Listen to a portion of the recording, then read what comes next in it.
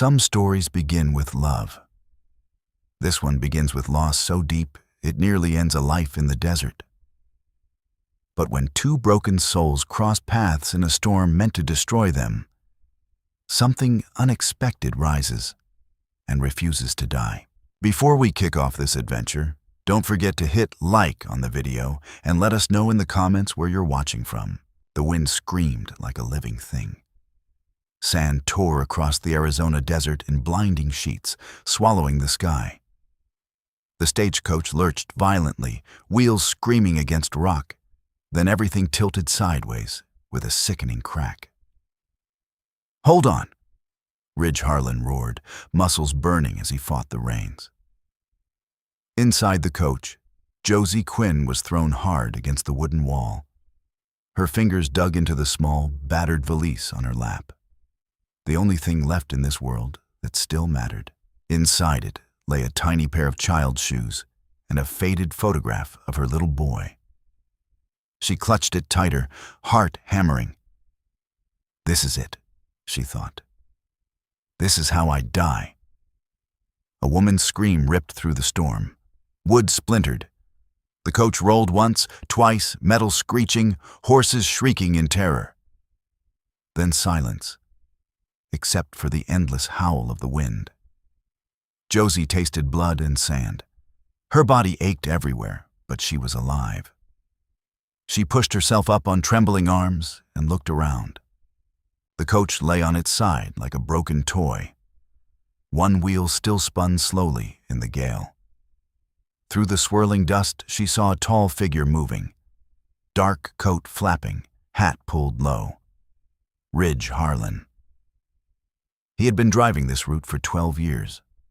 Today, the desert had tried to claim him again. He yanked open the broken door and reached inside. "Anyone hurt?" His voice was rough, steady, the kind of voice that had seen too many bad days.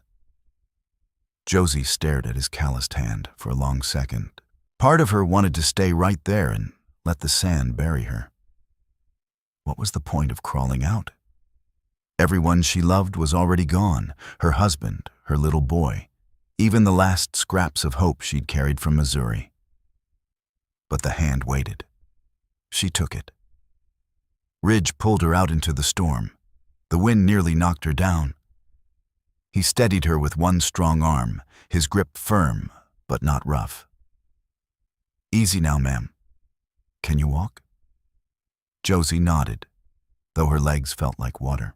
She still clutched the valise to her chest like a shield. Ridge glanced back at the overturned coach, jaw tight. For a moment his eyes darkened with something old and heavy. Memories he never spoke of. Then he turned away and began helping the other passengers. By the time the worst of the sandstorm passed, the desert lay quiet and golden under a bruised sky. The year was 1883, and Arizona Territory was still a land that broke men and women without mercy. Ridge gathered what little could be salvaged. Most of Josie's belongings were scattered and ruined, clothes torn, small treasures lost to the sand. She stood motionless, staring at the empty desert, feeling the last pieces of her old life slipping away. She had been heading to Tucson for one final chance at work, any work. Now even that felt like a cruel joke. Ridge watched her for a long moment. He didn't offer empty words. He simply picked up her battered valise, brushed the sand from it, and handed it back. "Come on," he said quietly. "Tram station's 2 miles north. Captain Thorne will give you shelter." Josie hesitated. Every step felt pointless. Yet something in the man's quiet certainty made her follow. They walked in silence through the cooling evening air. Ridge moved with the easy, weary grace of someone who had spent his life on the trail. His face was weathered, eyes the color of faded denim, and a thin scar ran along his left jaw. A reminder of another day. The desert had tried to kill him. When they finally reached the small stagecoach station nestled against a rocky outcrop, lamplight glowed warm in the windows. Captain Elias Thorne, the station master, stepped out onto the porch, gray mustache bristling. "Harlan, what in God's name happened out there?" "Coach went over in the blow," Ridge answered simply. "Everybody's shaken, but alive." Thorne's sharp eyes flicked to Josie. "You the only lady on board?" She nodded, too tired to speak. Miguel Ruiz appeared behind Thorne, wiping his hands on a rag. The young Mexican stable hand gave her a respectful nod, his dark eyes kind despite the dust streaking his face. "Señora, come inside. There is hot coffee and a place to sit." Josie stepped into the simple station house, the smell of wood smoke and strong coffee wrapped around her like an old blanket. She sank onto a wooden bench, still gripping her valise. Ridge stood near the door, watching her with that same quiet intensity. He didn't ask questions. He didn't offer pity. He simply poured a cup of coffee and set it in front of her without a word. Josie wrapped her cold fingers around the tin cup. Warmth seeped into her skin, but inside she felt nothing but emptiness. Why did he save me? She wondered. A man who looks like he's already carrying more ghosts than any one soul should bear. Why risk himself for a broken stranger? She looked up. Ridge was already turning away, heading back outside to tend the surviving horses. The desert wind whispered against the windows. And in that quiet moment, Josie Quinn realized she was no longer alone on the trail, even if she still didn't understand why. Here is Fan High, written with care and emotion. The desert sun rose slowly the next morning, painting the rocks in shades of rust and gold. Josie Quinn stood on the porch of the stage station, apron tied tight around her waist, watching the dust settle on yesterday's wreck. Captain Elias Thorne had been blunt but fair. "You've got no money and no belongings, ma'am. Work for your keep, clean, cook, help Miguel with the horses, and you can stay until you decide what's next." She nodded. There was no fight left in her to argue. For the first week, Josie moved through the days like a ghost. She swept the wide wooden floors, scrubbed tin plates until her hands cracked, and stirred pots of beans and salt pork over the iron stove. The work was hard, but it kept her hands busy and her mind quiet. She met Lottie Mayfield on her third morning. The girl was 19, thin as a fence rail, with bright blue eyes that still dared to dream. She worked at the small eating house attached to the station, serving travelers who barely looked at her. One afternoon, Josie stepped outside and saw Lottie's former boss, a heavy man with a red face, slap the girl hard across the cheek because she had been caught reading a torn schoolbook behind the kitchen. "You think you're too good for washing dishes?" the man snarled. "Girls like you don't need letters. They need to know their place." Lottie didn't cry. She only lowered her head, fingers tightening around the book until her knuckles turned white. Josie felt something stir inside her chest, something she thought had died with her son. Later that same day, she watched Miguel Ruiz quietly tend the horses. A well-dressed passenger from the east refused to pay him for watering and feeding his team. "I don't pay Mexicans," the man said coldly, climbing back into the coach. "Your kind are lucky to even touch white man's horses." Miguel said nothing. He simply turned away, jaw tight, and continued brushing the tired animals with slow, careful strokes. Josie felt the old anger rising again, the same helpless rage she had carried after losing everything.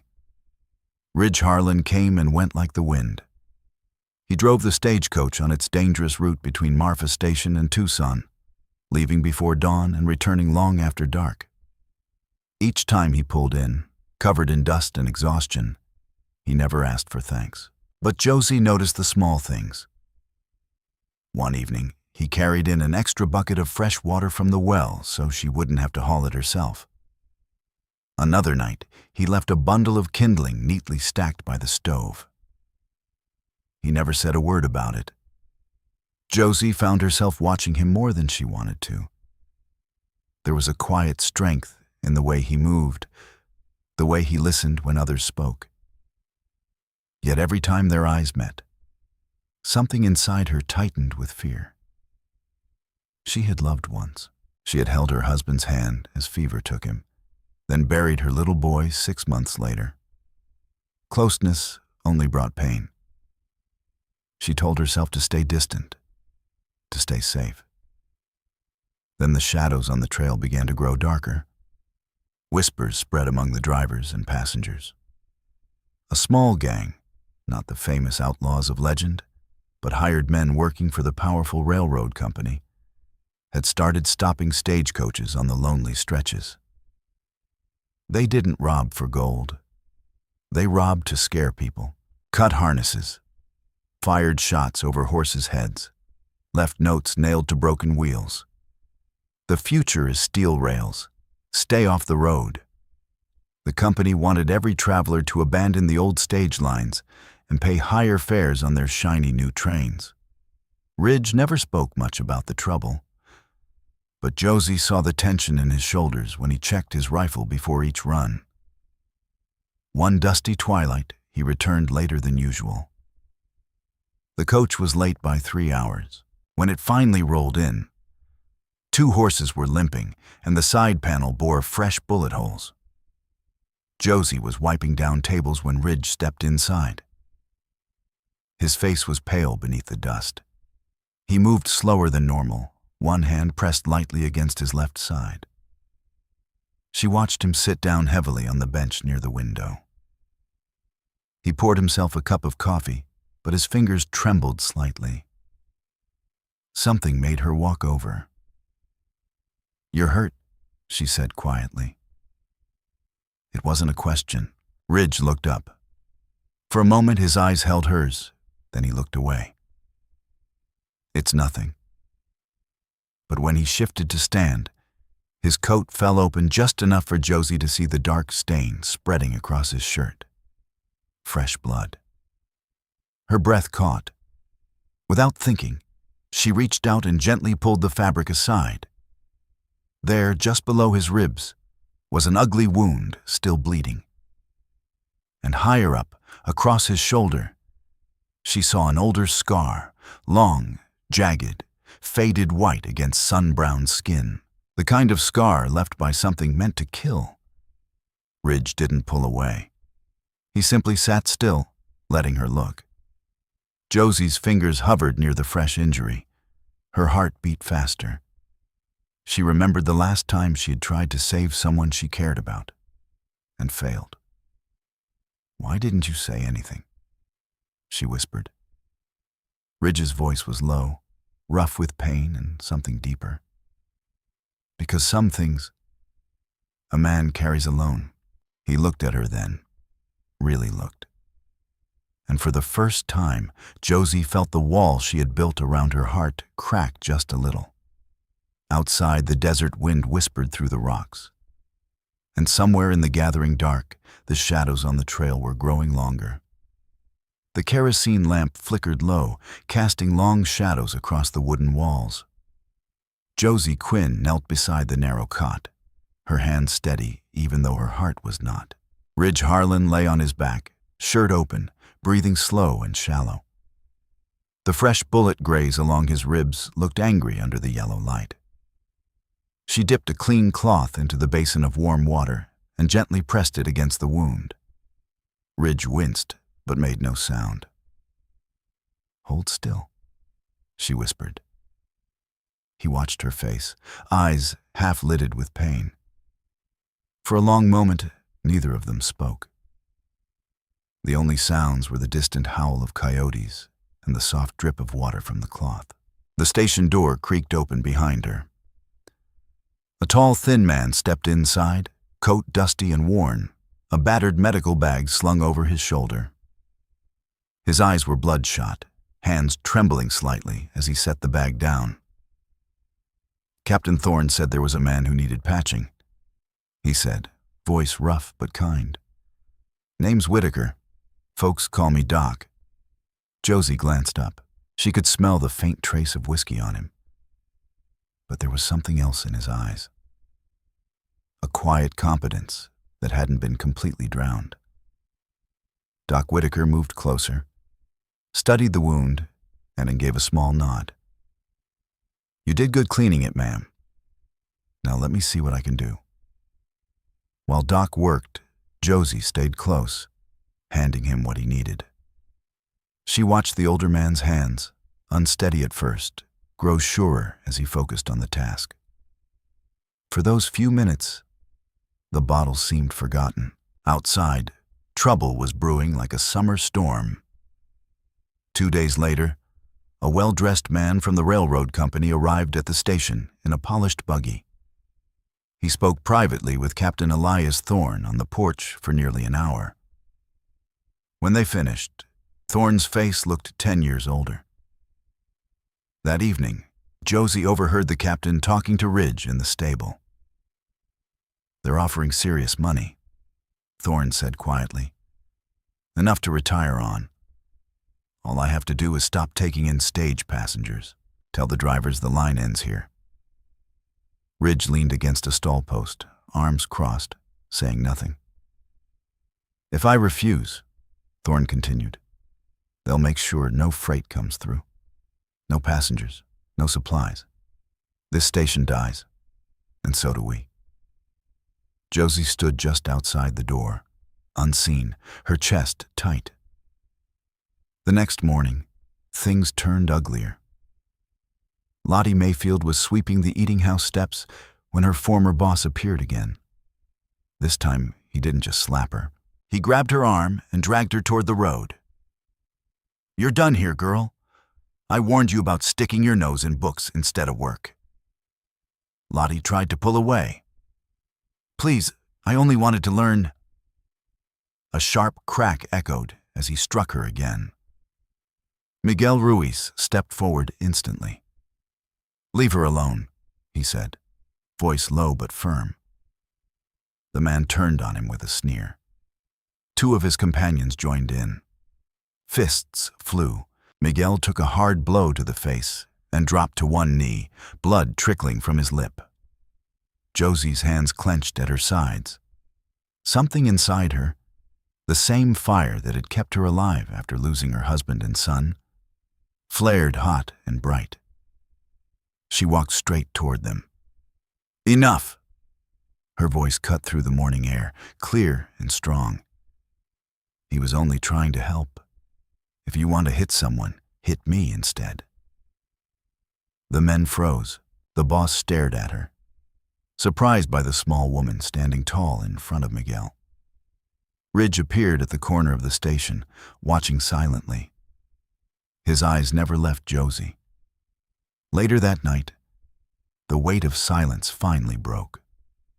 Josie found Ridge sitting alone on the edge of the porch, staring out at the dark desert. His shirt was unbuttoned, fresh bandage visible beneath. She sat down a few feet away, leaving space between them. "You didn't have to do that today," he said quietly. "I couldn't just stand there." Ridge was silent for a long time. When he finally spoke, his voice was raw. "I've seen too many good people die, Josie. Friends, innocents, kids younger than Lottie. Every time I open my heart, the desert takes them. I told myself a long time ago it was safer to ride alone." He looked at her then, eyes reflecting the distant starlight. "But watching you stand up for Miguel today, something shifted. Made me wonder if maybe I've been wrong all these years." Josie felt her throat tighten. Memories flooded back, her husband's fevered hand slipping from hers, her son's shallow breathing in the final hours. The fear of losing someone again was almost unbearable.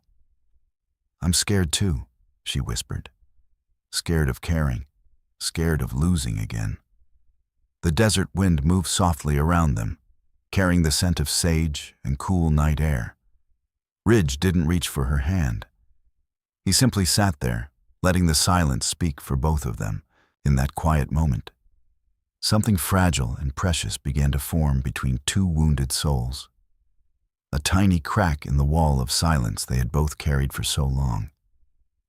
And somewhere out in the darkness, the shadows on the trail were closing in. Here is Fan Bon written with full emotion and careful pacing. The wind came howling out of the west that night, carrying the scent of dry lightning and trouble. It whipped across the desert like an angry spirit, rattling every loose board on the station house. Josie Quinn had just finished banking the fire in the stove when the first gunshot cracked through the darkness. "Everybody down!" Ridge Harlan's voice rang out sharp and clear. Before anyone could move, flames exploded across the horse corral. The hired gang had struck fast, torches flying over the fence, kerosene splashing, the dry wood of the stable igniting like tinder. "Fire!" Lottie screamed. Josie ran outside without thinking. The heat hit her face like a furnace. Horses screamed in terror, rearing and crashing against the rails. Miguel Ruiz was already there, rope in hand, trying to free them. "Come on!" Josie shouted to Lottie. "We have to get the horses out." The three of them worked desperately. Josie and Lottie beating at the flames with wet blankets, while Miguel cut ropes and led panicked animals through the smoke. Sparks rained down around them. The wind whipped the fire higher, turning the night sky orange and black. On the other side of the yard, Ridge and Captain Elias Thorne stood shoulder to shoulder, pistols drawn. Muzzle flashes lit their faces as they returned fire at the shadowy figures circling the station. "Keep them back," Thorne growled, reloading with steady hands. A bullet whistled past Ridge's ear. He didn't flinch. His only thought was protecting the people inside. Inside the station, chaos reigned. One of the male passengers had been hit in the shoulder and lay bleeding on the floor. Doc Whitaker stood over him, sweat pouring down his face, hands shaking badly. For a moment he froze, eyes fixed on the half-empty whiskey bottle on the shelf. Then he looked at the wounded man, gasping for breath. And something inside him broke through the fog. Doc grabbed his medical bag with trembling fingers. "Hold him still," he said hoarsely. "I'm not losing another one tonight." He worked through the pain of withdrawal, cutting away cloth, cleaning the wound, stitching with surprising precision. Each movement seemed to pull him back from the edge he had been walking for years. Outside, the danger grew worse. One of the terrified horses broke free and charged straight toward Josie. Its eyes rolled white with fear, hooves thundering across the hard-packed ground. She tried to dodge, but the wind and smoke blinded her. The massive animal was only feet away when Ridge came out of nowhere.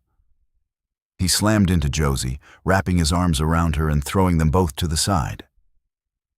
The horse's hooves missed her by inches, kicking up sand and sparks as it galloped past.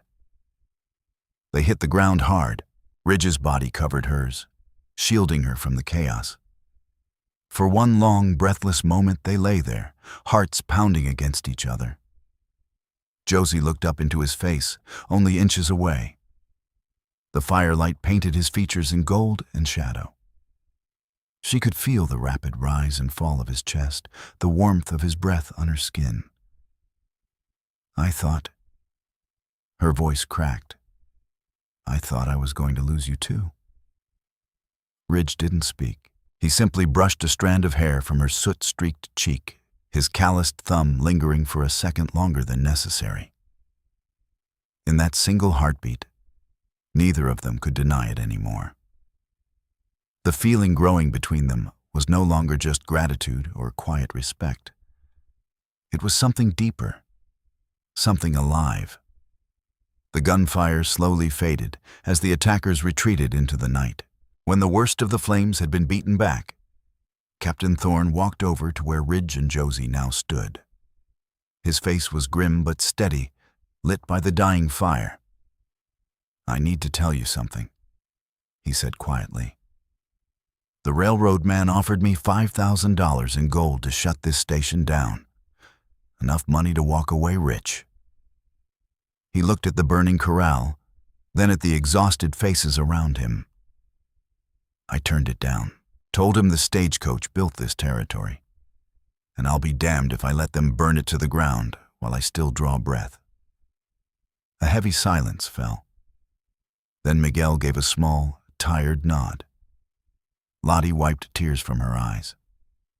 Doc Whitaker, still kneeling beside his patient, allowed himself the faintest smile. Josie turned to Ridge. The firelight danced in her eyes as she spoke the words she had been carrying for weeks. I'm terrified, Ridge.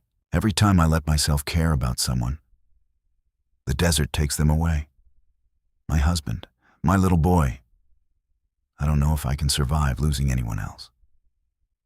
Ridge looked at her for a long moment, the weight of his own ghosts visible in his eyes. Then we face it together, he said softly. Whatever comes next. Around them, the wind continued to blow, carrying ash and embers across the desert floor. The station stood damaged, but not defeated. In the middle of destruction and fear, a fragile spark of hope flickered to life. Small, stubborn, and refusing to die. But the real battle was only just beginning. The morning after the fire dawned quiet and golden, but the fight was far from over. Ridge Harlan stood beside the battered stagecoach, checking the harness one last time.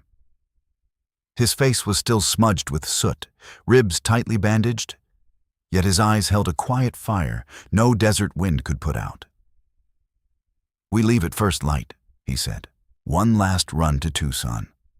Captain Thorne's letter and the sworn statements go with us. If we make it, the railroad company answers for what they've done. Josie Quinn stepped forward, adjusting the strap of her small valise. Inside were the few things she still owned, and the growing hope she no longer tried to hide. I'm coming with you, she said simply. So were the others. Miguel Ruiz climbed up to ride shotgun. Lottie Mayfield sat inside with a small bundle of clothes and her precious school book. Doc Whitaker took the rear seat, hands steadier than they had been in years, his medical bag resting at his feet. 4 broken souls, carrying the truth across the most dangerous stretch of desert left in Arizona territory. The coach rolled out just as the sun climbed above the distant mountains. For the first few hours, the trail was peaceful. The only sound the steady rhythm of hooves and the creak of leather. But the desert never stayed gentle for long. By midday, a savage sandstorm rose without warning. The wind howled like 1,000 lost souls, blinding them in a wall of stinging grit. The horses fought the reins, heads down, struggling to keep moving. Inside the coach, Josie gripped the seat until her knuckles turned white.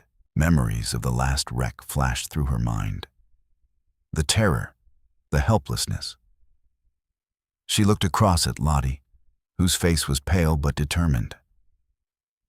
We're going to make it, Josie whispered, more to herself than to the girl. Ridge fought the team from the driver's box, voice hoarse as he urged them forward.